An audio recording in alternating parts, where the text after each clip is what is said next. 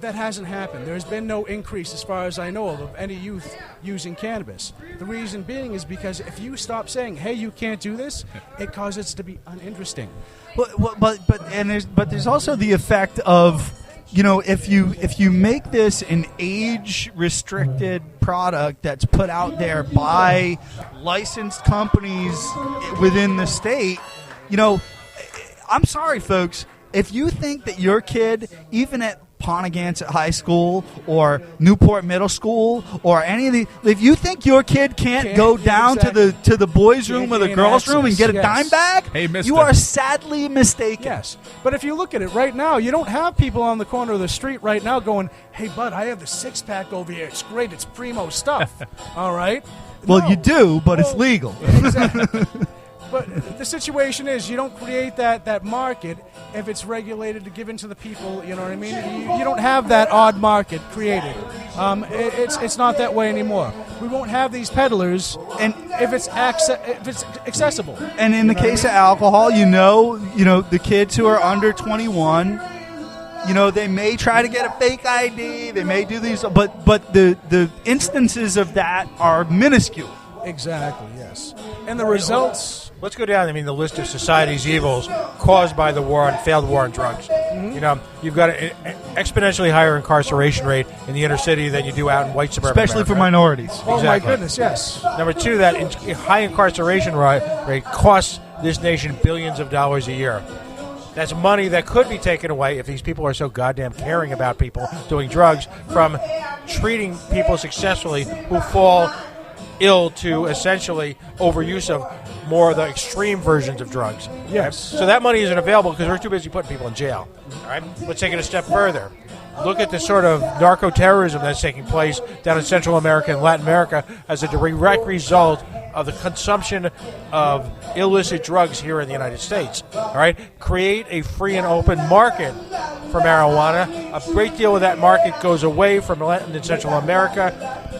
Again, less costs incurred in border patrols, less costs incurred by our armies doing war in places like Colombia. Let's take it a step further. People are not, or far rate of fleeing narco-terrorism areas like Central and Latin America over to the United States. Like Afghanistan. Right. Yes. Right. So as a result, the public health crisis that we're starting to see in the inner cities because of illegal immigration is stemmed because those people feel much more safe and feel like they have a future in their own communities back home. So again, layer after layer after layer. The billions of dollars that we spend, all right, in terms of advertising against marijuana, when we spend nothing to advertise against the ills of overuse of alcohol consumption. People need to understand that the new laws will not encourage young people to do drugs. And they will still be illegal to do drugs, just like it's illegal to kids to have a beer. And on the flip side, we have an alcohol industry that would have you believe that if you drink alcohol, you will be beautiful and get laid. You'll have a boat. There'll be hot chicks everywhere. It will make you. I was watching, no word of a lie. I don't watch much television. I love movies, but I don't watch much television. I saw a commercial today where it showed, I think it was for like a hard cider. And this, little old lady, Granny, was like, "Hey, can you pass me one of those hard ciders?" And then she looks, the guys look confused, and she says, "What? You don't think I party?" That's perfectly fine. We're supposed to think that's humorous. Grandma's partying with hard apple cider. Yet we cannot talk about cannabis on TV yet. Grandma's partying, kicking her heels back, getting scotched in the back room, all right? That's okay. Filling up with the pens. Yeah, exactly. That's perfectly fine. I mean, what's the rate of domestic violence? Is that the that's next fueled by level of alcohol? marketing? Depends for the beer shits. Remember, it all leads to beer.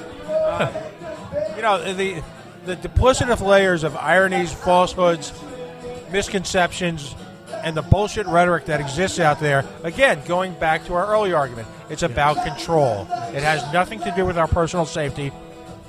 It has nothing to do with our personal well-being. It's all about control. It always has been about control. And the more that we educate, the more that people will realize this, the more everything will turn around. But the thing is, it took a long time it didn't take a long time. It was actually a relatively short time to change everybody's minds about cannabis. They took a name. It's only been illegal in this country since like 1937. Yes, that's exactly. not, in the grand scheme of things, that's not a long time. No. But again, it took a little time to get it to that point. I mean, they had to be some juice pumped into that. They had to change the name to something scary and Mexican, from cannabis to marijuana. Why marijuana? Because marijuana just sounds more intimidating in Mexican. Really?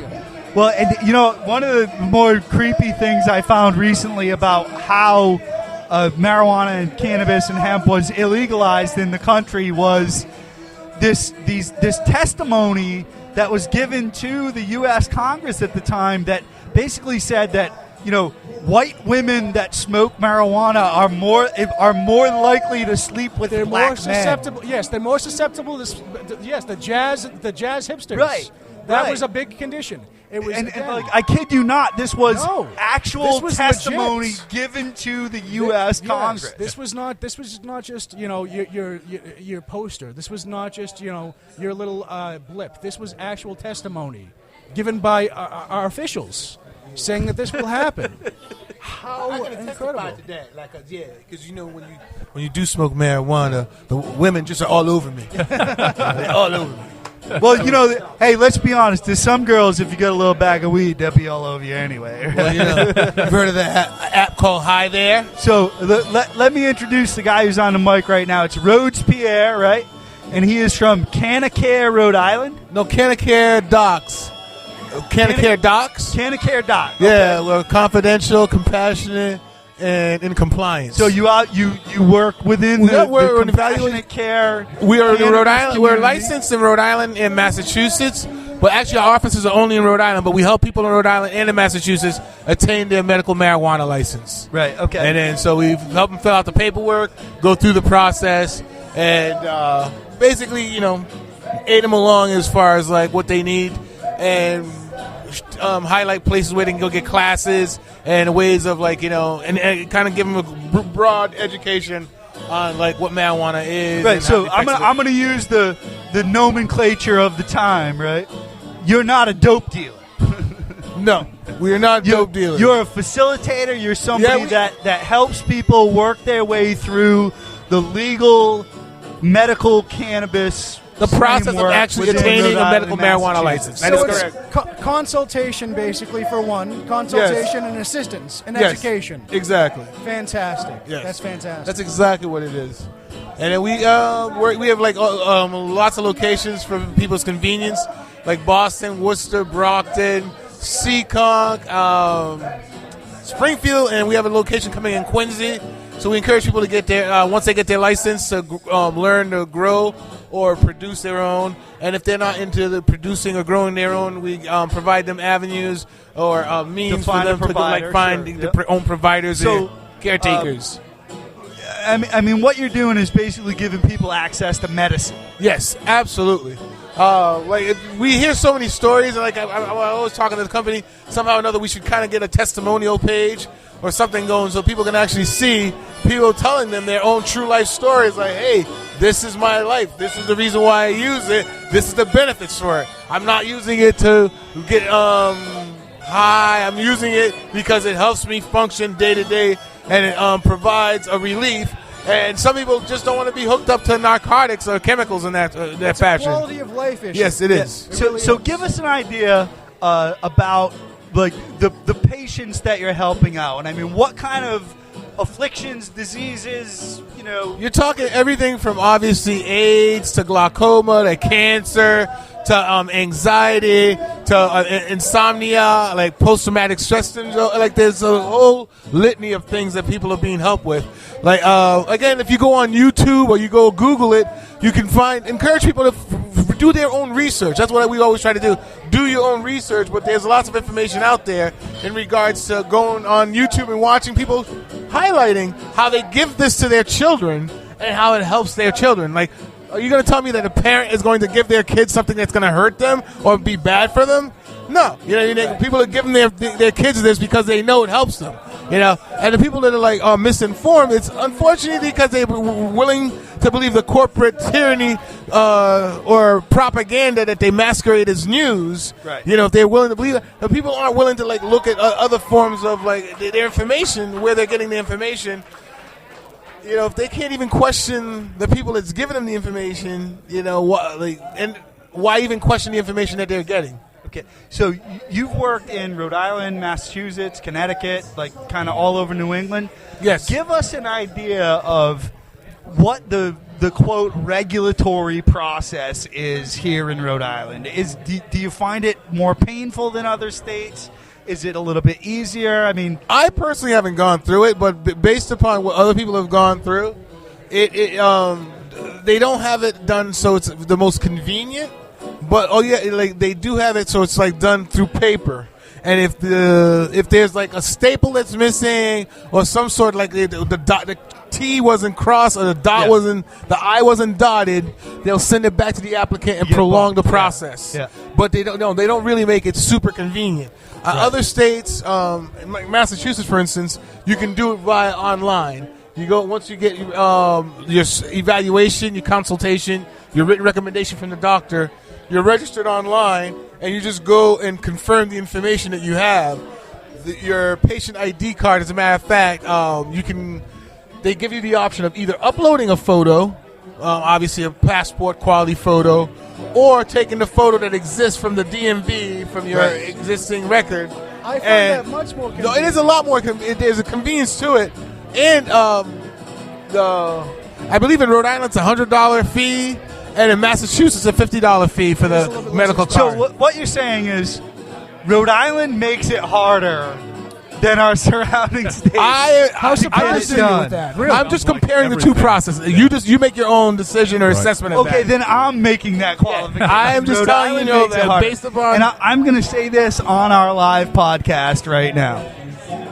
I use marijuana recreationally. No. And medicinally. You? Because I can't really pay attention to Rhode Island politics without having a little puff once in a while. Because otherwise, I'll just go out of my goddamn mind, you know? Well, I got to tell you, like the one guy that I really think that it's been really a good advocate for you guys has been that guy, the Senator Josh Miller. Yeah. He's really been a good guy as far as like advocating and keeping this on the forefront and putting the issue or phrasing the issue where in a sense where it's actually being debated. Well, that's because he wants his basement to be legal. Okay, nice. He's a good brewmaster, isn't he? As well. Well, he started Trinity Brew Pub some here, of the best here in the city. nachos in Rhode Island. Exactly. And he and his wife actually own Local 121 as well, which is big into local food and sustainability, which is another admirable thing. And the thing is, it's like he's a great employer. Like everyone that works for him, everyone loves this guy. Like everyone I've spoken to, there's not a bad thing you can say about the guy. Unless you're a gun owner. You know? Then not so much. Well, here's the crazy thing. I mean, the one thing that I will say is this: like, I've spoken, like, I was watching something on YouTube, and as bar owners, one of the things bar owners always tell you is they would prefer to serve marijuana as opposed to alcohol. I could see that. It says no one smokes and ate the weed and goes home and beats their wife. No, they'll go pass out first or beat up the unless they refrigerator. were already predisposed or buy to beat another their plate wife. of nachos. No, but again, like he says, no one will go. The whole idea of like crashing into a wall or whatever. Nobody ever picks they're not gonna up go start a somebody- fight. The police don't pick up people who smoke too much weed off the sidewalk and cart And them down. then It the just thing is, it's doesn't like you don't have bar brawls because people are smoking marijuana. It's coming though. I'm seeing Marlbones, New Pots, Windstones. I mean, they already have those are marketing Right. battles, but not people battles. All right, and that's the thing. Another thing that they pointed out, the fact that again, people smoke tend to be artistic, want to help other people. He says one of the things he said is like when people smoke, they want to come in and do the dishes. They're like, right now, man. Couple bong rips, man. Your house has never been cleaner. Well, why do you think it's You're wiping those fuzzy caterpillars off the fan blades. Yeah. I mean, it's insane. Yeah. So it's a whole different kind of animal as far as being recreational medicine. And and I enjoy beer, I enjoy alcohol, but if you put a gun to my head and ask me to choose, I'm going to take cannabis every Hands day. down. Every day out of the year. I know Pat's waiting to jump in here. I'm passing the mic. No, you take mine. I'm going to go to the head. That moment of TMI